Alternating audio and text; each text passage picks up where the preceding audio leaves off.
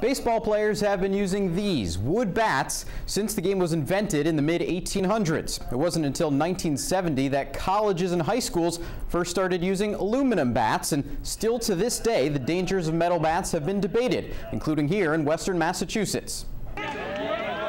Amateur baseball sounds like this, but the ping of the bat can come at a cost. I hit him in the side of the face, and it was a real unfortunate incident. It's a tough thing to get hit in the face with a baseball. Mike Stone just finished his 24th season as head coach of the UMass baseball team.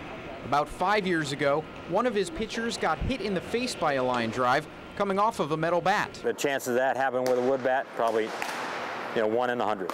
Hey, working down, here we go.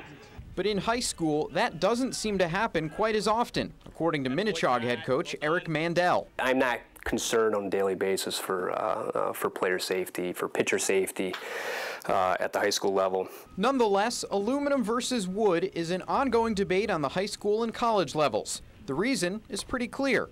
When the ball hits the bat, you can see why. The energy gets back into the ball much more effectively from aluminum than for wood. And the result is that you get 6 miles per hour extra in the ball. In other words, you can hit a ball further and harder with a metal bat than with a wood one.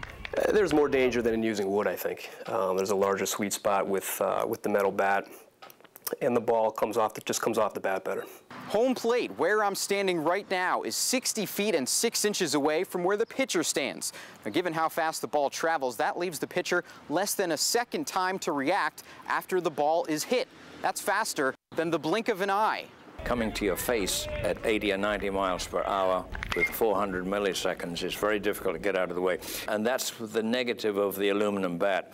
It appears that there are more injuries with the aluminum bat because of that reaction time. Even considering the potential for injury, switching from metal to wood bats could make schools go broke. I think it would be completely excessive to switch to wood bats on a purely cost basis. Mike Roy is the athletic director at Minnechaug High School. He says most of his baseball players buy their own bats, maybe 1 or 2 per season.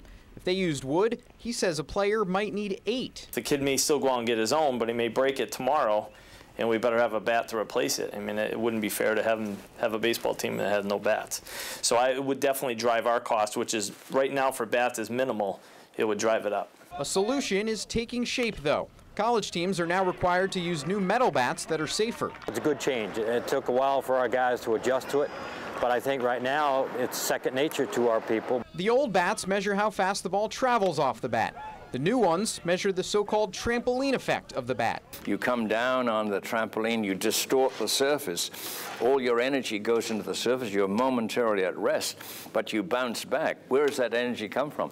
The trampoline. Well, in the case of the aluminum bat, there's some of that trampoline effect. The new bats are also heavier and therefore harder to swing. The results are pretty noticeable in college baseball. In UMass's conference, the Atlantic 10, there were almost 200 fewer home runs this past season with the new bats compared to 2 years ago with the old ones. High schools will use the new ones starting next season.